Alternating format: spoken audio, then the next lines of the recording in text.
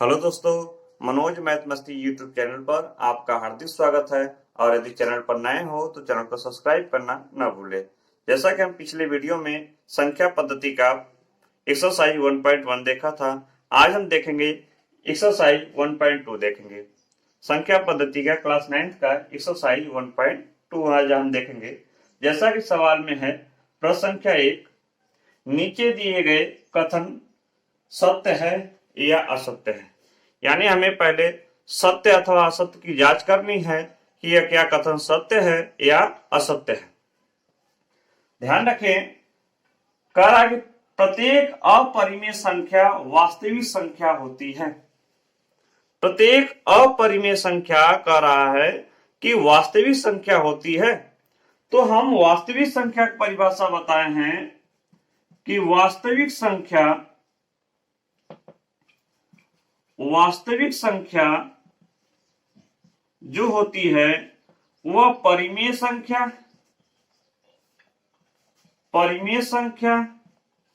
और अपरिमेय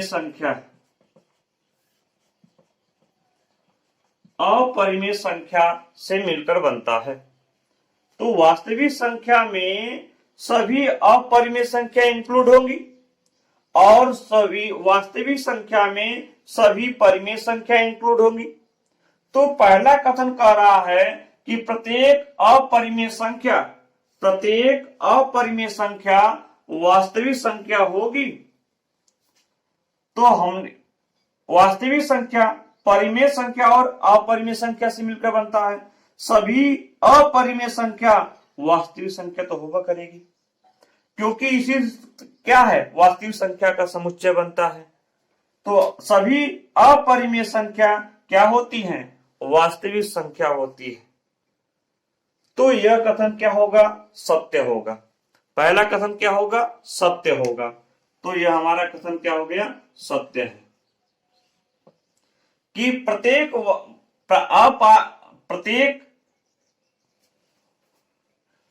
प्रत्येक अपरिमेय संख्या वास्तविक संख्या होती है। यह कथन क्या है, सत्य है, क्योंकि वास्तविक संख्या जो होती है वह अपरिमेय संख्या से मिलकर बनती है। तो प्रत्येक अपरिमेय संख्या क्या होगी, वास्तविक संख्या होगी। तो यह हमारा कथन क्या हो गया, सत्य हो गया। अब हम सेकंड देखते हैं। सेकंड कह रहा है, यह पहला हल था, संख्या रेखा का प्रत्येक बिंदु कड़ी में यम के रूप में होता है, जहां यम एक क्या है, प्राकृतिक संख्या है। कि कह रहा है संख्या रेखा पर जो कड़ी यम का मान है प्रत्येक बिंदु पर समान होता है, और जहां यम क्या है, एक प्राकृतिक संख्या है।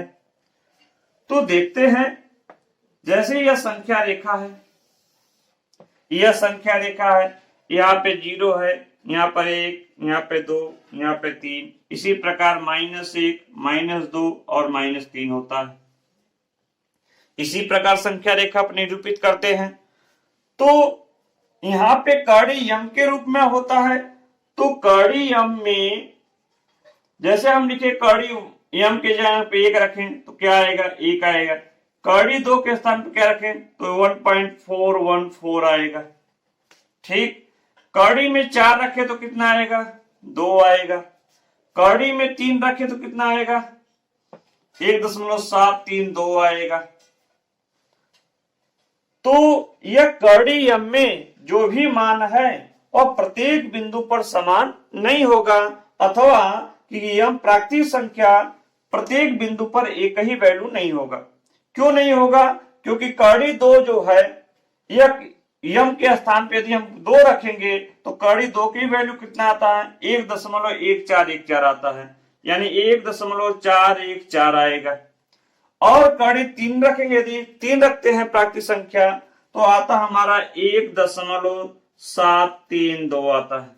यह दोनों संख्याएं देख रहे हैं कि यह दोनों संख्याएं 1 और 2 के बीच आ रहा है।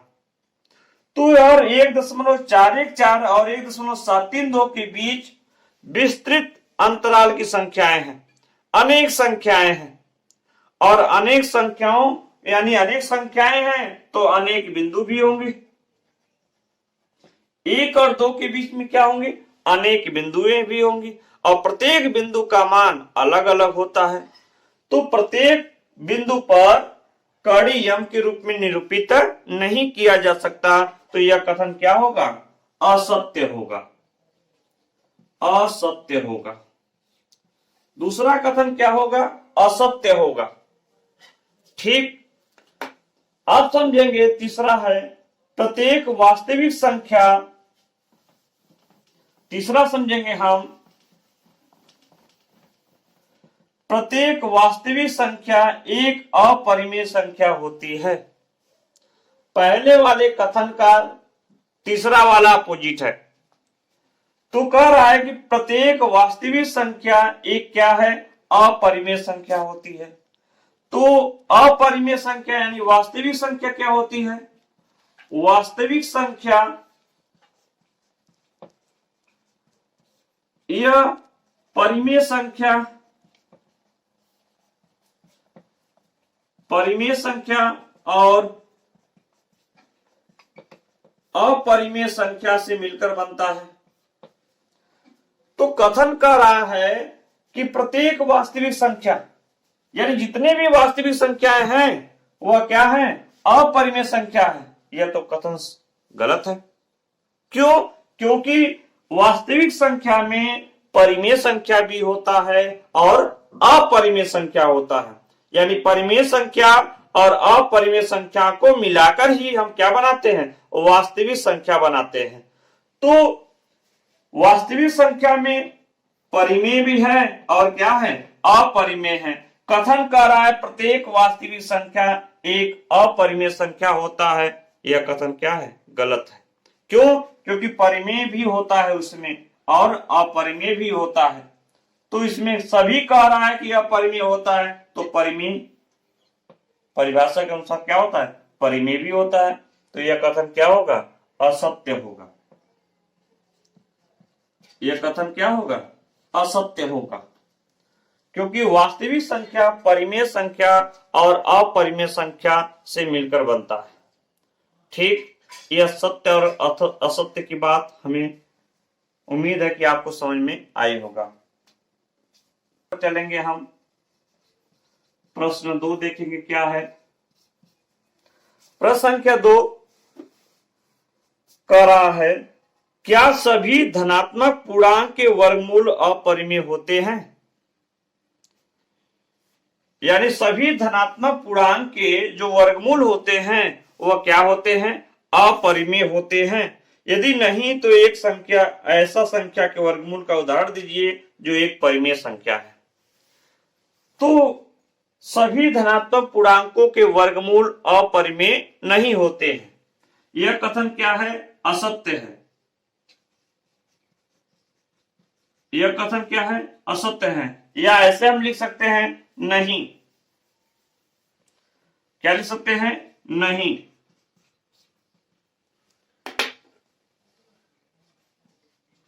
सभी धनात्मक पूर्णांक के वर्गमूल अपरिमेय संख्या नहीं होते हैं। तो सभी धनात्मक पूर्णांक के वर्गमूल क्या होते हैं? अपरिमेय नहीं होते हैं, जैसा हमने पहले लिखा है। ठीक, क्यों? क्योंकि 4 क्या है? धनात्मक पूर्णांक है। तो 4 का वर्गमूल कितना होगा? 2 होगा। कड़ी में 9 का वर्गमूल लिखें तो कितना होगा? 3 होगा। कड़ी में 16 का वैल्यू लिखें कितना होगा? 4 होगा।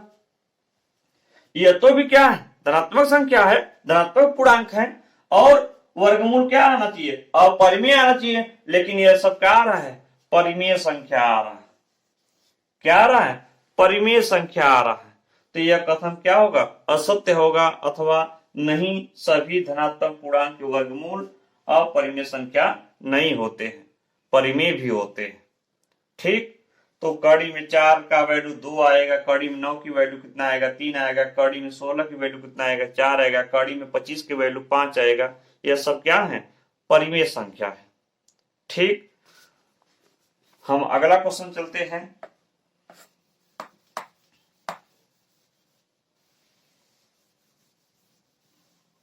अपरिमेय का मतलब है कि कड़ी में जैसे हम 2 रखें, धनात्मक पूर्णांक कड़ी में 2 भी है, 2 भी है, तो इसका क्या होगा, कड़ी में 2 रहेगा, या इसको 1.414 लिख सकते हैं। ठीक, तो यह क्या है, अपरिमेय है। तो कथन कर रहा है कि सभी अपरिमेय है, तो यह कथन क्या है, गलत है अथवा नहीं, ऐसा नहीं है। कुछ का परिमेय होगा, कुछ का क्या होगा, अपरिमेय होगा। अब हम समझेंगे क्वेश्चन नंबर 3। क्वेश्चन नंबर 3 समझेंगे। क्वेश्चन नंबर 3 कह रहा है, दिखाइए कि संख्या रेखा पर कड़ी 5 को किस प्रकार निरूपित किया जा सकता है। यानी अब हमें कड़ी 5 को निरूपित करना है, को संख्या रेखा पर दर्शाना है।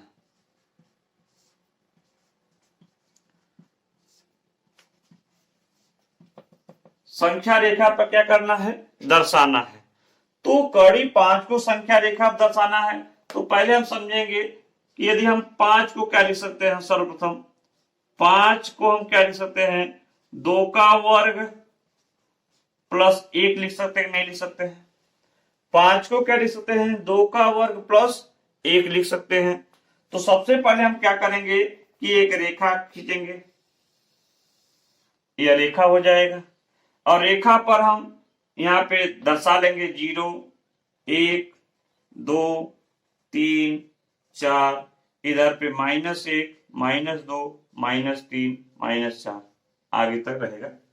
ठीक, अब देखेंगे कि हमने 5 को क्या तोड़ा, 2 और 1 में तोड़ा। तो सबसे पहले 0 पर हम मान लेंगे बिंदु O है, और 2 कॉलम जाना है, तो 1, 2 एकांक लंबाई का, इसको एकांक लंबाई मानेंगे, तो यह 1 है और यह 2 है, तो यहाँ पे 2 को क्या मानेंगे, हम A मान लेंगे। यानी 0 को क्या माना, O माना, O बिंदु माना, और 2 को क्या माना, A बिंदु माना। और इस A बिंदु पर हम 90 अंश का कोण बनाएंगे।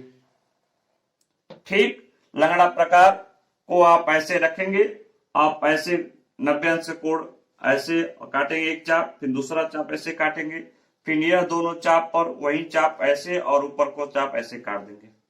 ठीक, तो ये हमारा कितने अंश का हो जाएगा, 90 अंश का हो जाएगा। यह हमारा कितने अंश का बन गया, 90 अंश का बन गया। ठीक, और 90 अंश का बनने के बाद में अब हम क्या करेंगे, या इसको हम स्ट्रेट लाइन से सीधे मिला सकते हैं। ठीक, अब यह एकांक जो दूरी है उसको इस बिंदु A पर रखकर ऊपर की तरफ क्या कर देंगे, हम चाप काट लेंगे। ठीक, चाप काटेंगे तो यहाँ पे नाम दे देते हैं बिंदु B। यह जो दूरी है OA की दूरी भर लेंगे, अथवा A2 की बीच की दूरी भर के हम यहाँ से क्या करेंगे, चाप काट देंगे। जो चाप काटेंगे बिंदु B रखेंगे, और बिंदु B को हम किससे मिला देंगे, बिंदु O को मिला देंगे। यह बिंदु O से क्या हमने क्या किया, मिला दिया।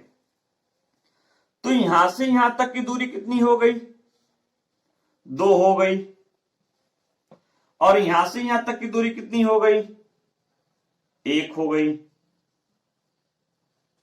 ठीक, अब देख रहे हैं कि फिगर में कि एक समकोण त्रिभुज बन जा रहा है, OAB।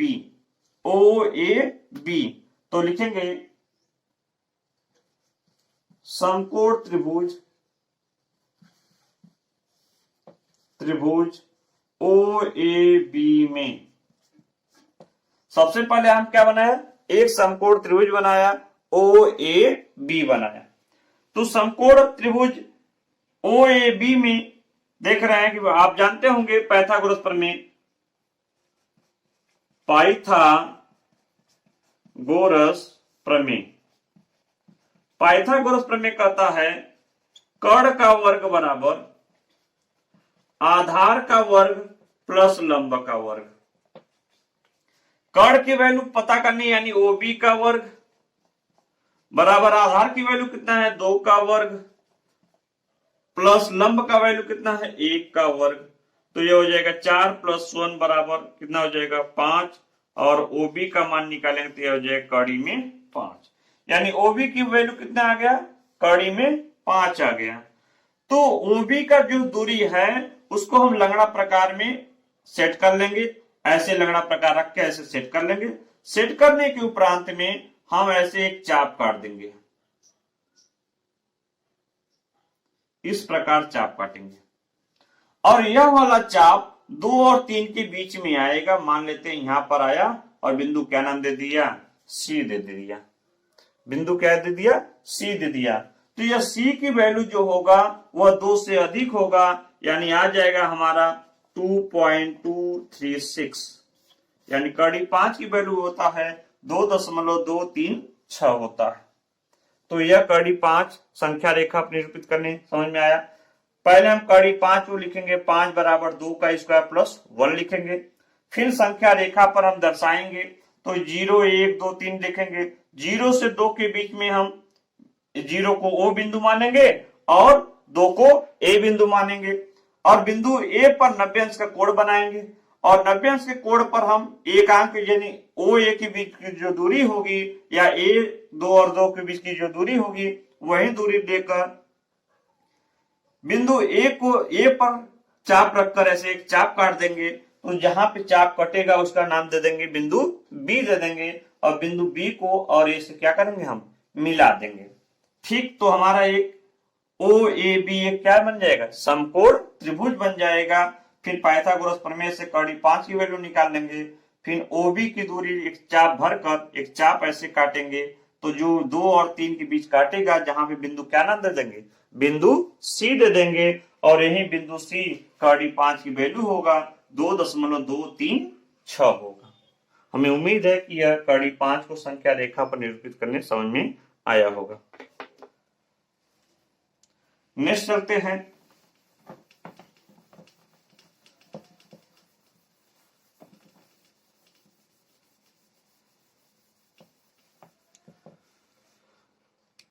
अगला सवाल है कक्षा के लिए क्रियाकलाप वर्गमूल सर्पिल की रचना करना है, यानी वर्गमूल सर्पिल की रचना करना है। तो ध्यान रखें वर्गमूल सर्पिल की रचना करना है, जैसे हमें कड़ी 2 कड़ी 3 कड़ी 4 कड़ी 5 कड़ी 6 आदि आता रहेगा। यह सभी को हमें सर्पिल में दर्शाना है। यह कैसे होगा, तो हम सबसे पहले एक सतह पर या एक शीट पर एक बिंदु को निर्धारित करेंगे। यह मान लिया बिंदु क्या है ओ है, बिंदु क्या है ओ है। ओ से एकांक दूरी पर एक बिंदु ले लेंगे, मान लिया जाए यहां पे P1 है। ओ से एकांक दूरी पर क्या लिया बिंदु P1 लिया। ठीक, तो अब यहां पे P1 पर एक 90 अंश का कोण बनाएंगे। P1 पर क्या करेंगे 90 अंश का कोण बनाएंगे।